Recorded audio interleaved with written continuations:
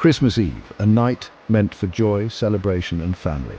But for Gianni Belvedere, a 24-year-old with a promising future, this holiday turned into a chilling tragedy that still haunts his family to this day.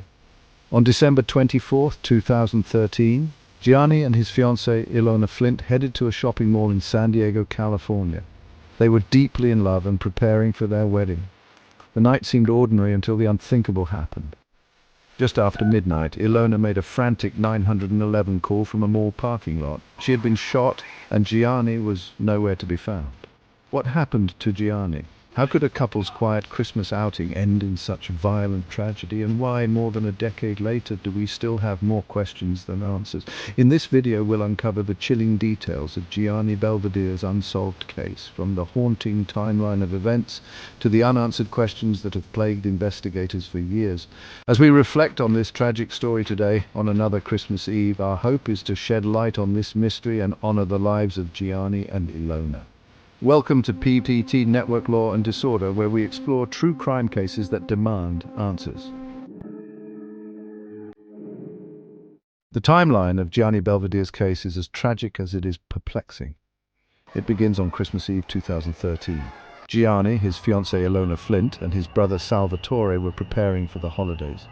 Earlier that day, the three attended a family gathering before Gianni and Ilona decided to visit the Westfield Mission Valley Mall in San Diego.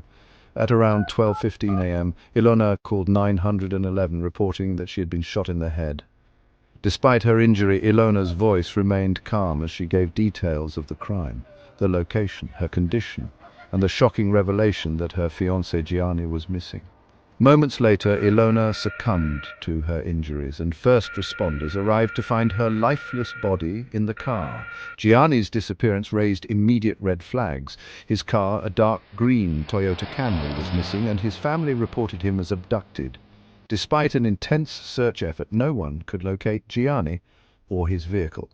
Then, nearly 3 weeks later, a grim discovery was made. Gianni's body was found inside his car, parked near Riverside, California, over 90 miles away from San Diego. The cause of death, a single gunshot wound. How did Gianni end up so far from the crime scene?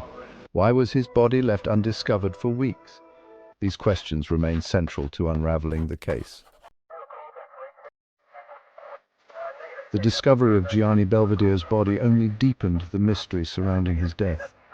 His car had been sitting in a parking lot in Riverside, a busy area with heavy foot traffic, yet for weeks no one reported it. When police opened the vehicle, they found Gianni's decomposed remains. The investigation that followed was rife with dead ends. Gianni's family was adamant that he had no known enemies. A diligent and kind-hearted young man, Gianni was deeply loved by those around him. His relationship with Ilona, too, was described as healthy and loving, making it difficult to pinpoint a motive for the crime. Police explored several theories, including a botched robbery, but Ilona's calm demeanor during the 911 call suggested that the shooter had left the scene before taking anything of value. Surveillance footage from the mall revealed little, as the cameras failed to capture the critical moments leading up to the attack. As investigators dug deeper, other troubling details emerged.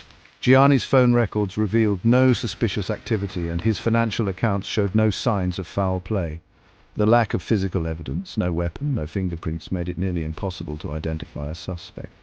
The case soon went cold, leaving Gianni's family and friends devastated. Years later, the case remains unsolved, and with it, the haunting questions that refuse to go away. Who pulled the trigger on that fateful night, and why? One of the most puzzling aspects is Gianni's disappearance. If the intent was to kill both Gianni and Ilona, why was he taken so far from the scene? Did the killer force him into the car at gunpoint, or was Gianni targeted for reasons unknown? Then there's the issue of the Riverside parking lot. How could Gianni's car sit unnoticed for so long in such a public place? Did someone intentionally park it there, hoping it would blend in? Or was it an oversight in the early days of the investigation? Several theories have surfaced over the years. Some suggest Gianni may have been caught in a random act of violence. Others believe the crime was personal, involving someone close to the couple. But with no solid leads, these theories remain just that speculation. For Gianni's family, the pain of not knowing has been unbearable. They continue to plead for answers, hoping that one day someone will come forward with the truth. The tragic case of Gianni Belvedere is a chilling reminder of how quickly life can change and how justice can remain out of reach. On Christmas Eve, a night meant for joy and togetherness, Gianni and Ilona's love story ended in violence. To this day, their families mourn their loss, holding on to the hope that the truth will one day emerge. But the mystery remains. Who killed Gianni and Ilona? What was the motive behind such a senseless act? And most haunting of all, could the killer still be out there? As we close this chapter today on Christmas Eve, let us remember the lives that were lost and the questions that still linger.